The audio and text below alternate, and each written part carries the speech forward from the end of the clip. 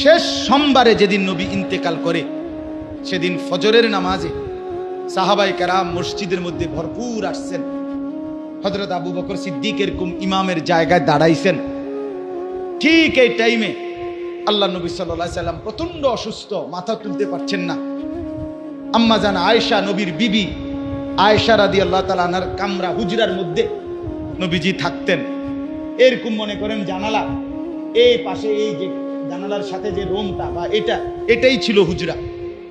তো আল্লাহ নবী সাল্লাল্লাহু আলাইহি সাল্লাম আয়েশা রাদিয়াল্লাহু তাআলা আনহাকে বললেন ফজরের ওয়াক্তে, কোন ওয়াক্তে বলেন, আয়েশা তুমি আমারে কোনুর মধ্যে ঠেস দিয়া আমারে বসাও, আর আমার ঘরের হুজরার পর্দা সরায় দাও, আমি আমার সাহাবীদেরকে দেখব। তো আম্মা জান আয়েশা রাদিয়াল্লাহু তাআলা আনহা কোনুর মধ্যে হেলান দিয়ে ঠেস দিয়ে নবীজিকে বসাইছেন, হুজরার পর্দা সরায় দিছেন। আল্লাহ নবী সাল্লাল্লাহু আলাইহি ওয়াসাল্লাম তাকিয়ে দেখছেন পুরা মসজিদ ভরা ফজরের নামাজে সাহাবায়ে কেরাম। আবু বকর সিদ্দিক ইমামের জায়গায় দাঁড়ানো।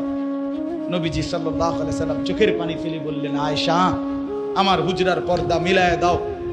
আর বললেন, আয়েশা আমার 23 বছরের মেহনত সার্থক। আয়েশা আমি এই 23টা বছর পাথরের আঘাত সয়েছি তায়েফে, 14 দিন পেটে পাথর বেঁধেছি, 3 মাস আমার ঘরের চুলায় আগুন জ্বলে নাই, আমি দাঁত শহীদ করেছি, আমি রাত নাই দিন নাই কেঁদেছি উম্মতের জন্য, সারা রাত তাহাজ্জুদে দাঁড়ায় থাকছি, সারা রাত পাপী উম্মতের জন্য কেঁদেছি।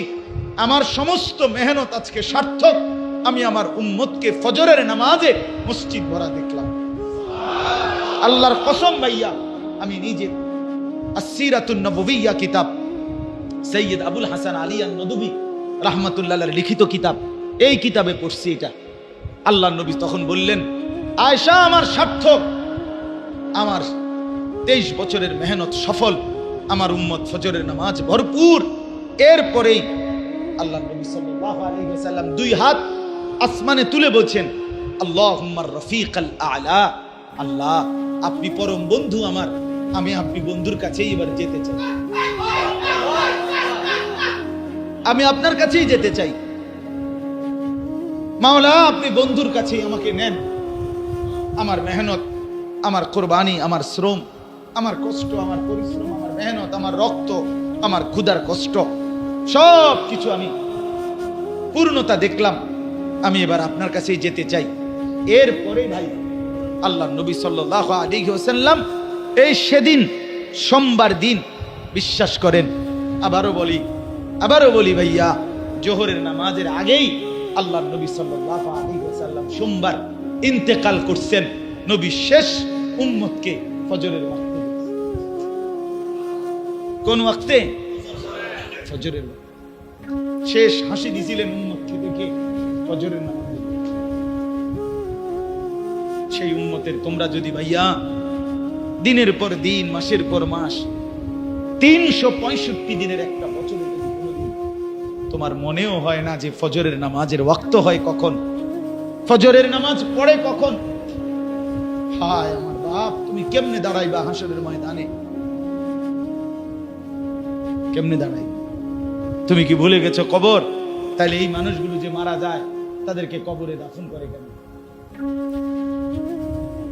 তুমি কি ভুলে গেছো? শুনো নাই আল্লাহ নবী সাল্লাল্লাহু আলাইহি ওয়াসাল্লামের কাছে হাসরের ময়দানে সুপারিশের জন্য যেতে হবে? তিনি কি প্রশ্ন করবেন না? হাউজে কাউসারের পানির জন্য নবীজির কাছে যেতে হবে না? কথা বলেন না? আরে ভাইয়া বলেন না, কার মতো চুল বানায়? কার নারী দেখলা? কার নারী দেখে মজা নিলা? ফুটবলের খেলোয়াড়, ক্রিকেটের খেলোয়াড় তোমার প্রিয় হয়ে গেল? সেলুনের নাপিত তোমার প্রিয় হয়ে গেল? বখাটে যুবক তোমার বন্ধু হয়ে গেল? বলে কেমনে সুপারিশ চাইবেন? কেমনে হাউজে কাউসারের পানি চাইবেন? হযরত মাওলানা তারিক জমিল সাহেব, পাকিস্তানের বিশ্ববিখ্যাত দাঈ, দাওয়াত ও তাবলীগের মেহনত করে সারা পৃথিবী জুড়ে যিনি, তিনি বলেন হাসরের ময়দানে আল্লাহর নবী তার বহু উম্মতকে নিজের পিঠ খুলে চাদর সরাইয়া দেখাবে, উম্মত দেখ আমার পিঠ দেখ, চালনির মতো ছিদ্র ছিদ্র আমার পিঠ, মৃত্যু পর্যন্ত আর কোনোদিন পাথরের এই দাগ, তায়েফের রক্তের দাগ আর মিশে নাই। আমি এই চালনির মতো ছিদ্র ছিদ্রওয়ালা পিঠ নিয়েই কবরে গেছি।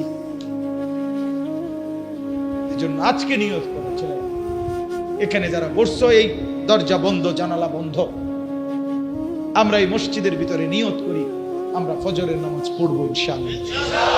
সবাই বলি ইনশাআল্লাহ, দিল থেকে নিয়ত করি ইনশাআল্লাহ। পাক্কা নিয়ত তো? পাক্কা ইনশাআল্লাহ। যুবক ভাই বলো না আল্লাহ তৌফিক দান, আল্লাহ তৌফিক দান। হিম্মত করলে হবে, হিম্মত করলে হবে, হিম্মত করলেই হবে। প্রয়োজনে একটা বেশি আওয়াজ হয়, চায়না মোবাইল আছে কিছু এরকম, পিছন দিয়ে পুরাটাই স্পিকার, এরকম একটা বড় মোবাইল কিনো, এই 1000-1200 টাকা দিয়ে। এটা আমি কিনছি দেখে আমি বলতেছি, এটা আমার আছে বাসায় একটা। এটা শুধু এই অ্যালার্ম বাজায়, মানে সকালে ফজরের ওয়াক্তে এটা পুরো আওয়াজে মানে ইউনিয়ন শুদ্ধ হয়ে যাবে, এমন বিকট আওয়াজ, ভয়ঙ্কর আওয়াজ। এই আওয়াজের আমি তো রাত্রে দেরিতে ঘুমাই, হুজুর 2টা, 2:30, 3টায় ঘুমাই, তো আমার 3টা মোবাইল থাকে সাইডে দিয়ে, আমার বিবির একটা, আমার একটা, এই বড় আওয়াজওয়ালা একটা, 3টা একসাথে অ্যালার্ম দিয়ে রাখে। মানে আমার ঘুমের মাত্র তখন হয়তো 1 ঘন্টা 1.5 ঘন্টা হয়েছে, ঘুম লাগিয়ে আসে, তারপর আবার উঠতে হয়। তো তারপরেও চেষ্টা করে উঠি, কারণ আমাকে যে পড়তেই হবে, এই ছাড়া কি আমার কোনো উপায় আছে? তাইলে ফিকির করলে সম্ভব, ফিকির করলে সম্ভব ইনশাআল্লাহ। তাকওয়া ছাড়া সফলতা আসবে না, আল্লাহ ভীতি ছাড়া কামিয়াবি হবে না, সবর ছাড়া, ধৈর্য ছাড়া কামিয়াবি হবে না। সফলতার জন্য 2টা জিনিস জরুরি, তাকওয়া এবং সবর। কি বলেন? তাকওয়া মানে 3 জিনিস, 3 জিনিস।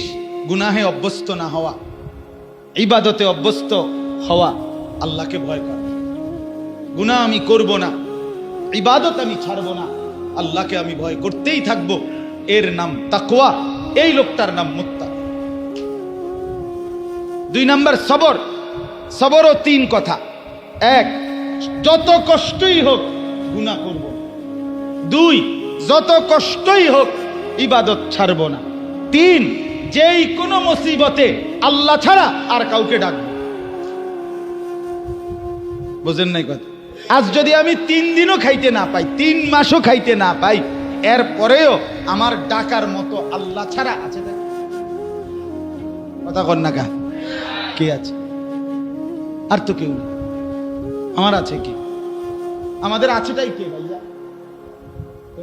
আমার আল্লাহই আমার, তিনি আমার রাত দিনের, তিনি আমার সব, যিনি আমার রব, তিনি আমার কি? তিনি আমার সব। সুখে থাকলেও তিনি, দুঃখে থাকলেও তিনি, দিলেও তিনি, না দিলেও কি? আমার যে আর কোনো দুয়ার নেই, আমি আর যাব কোথায়? ওয়ামান ইয়াগফিরুয যুনুবা ইল্লাল্লাহ।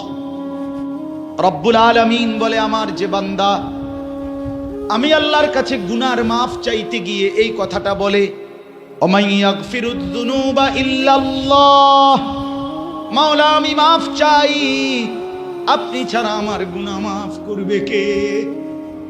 আল্লাহ বলেন, এটা যদি বান্দা দিল থেকে বলে, আমি মাওলা এতটা খুশি হই, আসমান যদি গুনাহ ছুঁয়ে যায়, সাগরের ঢেউ যদি গুনাহ বয়ে যায়, আমি আল্লাহ সেরকম গুনাহ কোনো পরোয়া না করে মাফ করে দেব। মাফ করে যা, 90 বছরের গুনাহ আমি একসাথে মাফ করে দেব। আমি বুকে জড়িয়ে নেব, আমি আপন করে নেব। আমি অপেক্ষায় থাকি আমার বান্দার চোখের পানি, আমি অপেক্ষায় থাকি আমার বান্দার ফিরে আসার জন্য। আমার কোন বান্দা যদি রাত গভীরে আমার কাছে ফিরে আসে, আমি রাত গভীরেই মাগফিরাত নিয়ে আমার বান্দার কাছে হাজির হই। দিনে আসলে দিনে মাফ, রাতে আসলে রাতে, একাকী আসলে একাকী মাফ, জনসম্মুখে আসলে জনসম্মুখেই মাফ। যখনই বান্দা মাফ চাইবে। পাকিস্তানের হযরত মাওলানা সৈয়দ আব্দুল মজিদ নদীম সাহেব রাহমাতুল্লাহ আলাইহি বলতেন, হ্যাঁ, যে সন্তান মাফকে ছেড়ে মাকে ছেড়ে মনে করেন 10 বছর কষ্ট দিছে মারে, মার থেকে আলাদা ছিল। 10 বছর পরে সেই সন্তান যদি ভুল বুঝে মার কাছে আইসা মাফ চায়, চোখের পানি ফেলে, হযরত বলেন আল্লাহর কসম, সেই মা মাফ করতে যতটুকু দেরি করবে, রব্বুল আলামিন তার কোনো বান্দা যদি 90 বছর পরেও ফিরে আসে মাফ করতে, তার চাইতে আগে মাফ করে দিবে। আল্লাহ বলে মার কলিজার যেই দয়া বেটা এটা আমার দেওয়া, বাবার কলিজার যেই মায়া এটা তো আমার দেওয়া, আমার দেওয়া, আমি মাফ করবো না আগে? এজন্য নওজোয়ানরা ফিরে আসি, তাকওয়ার উপরে উঠি, সবরের উপরে উঠি। এটাই আজকের ওয়াজ শেষ। তাকওয়া এবং সবর, তাকওয়া এবং সবর। বলেন, তাকওয়ার আসল অর্থ গুনাহ থেকে বেঁচে থাকা, সবরের মূল অর্থ আল্লাহর বন্দিগিতে জান বাজি রেখে লেগে থাকা। লেগে গুনাহ আমি করব না, হিম্মত চাই। কি চাই? বলেন, আমার হিম্মত, আমার জান্নাত। বলেন বলেন, আমাদের বলবেন না, আপনি টামনে কর, আমার জান্নাত, আমার হিম্মত, আমার জান্নাত। আল হিম্মাতু হিয়াল ইসমুল আযম। হিম্মত ইসমে আযম, অসাধ্য সাধন করে, অসাধ্য। আর যুবকের হিম্মত আরো বেশি আগে। যুবক হিম্মত করিলে পাহাড় সরাই লাইতে পারবে।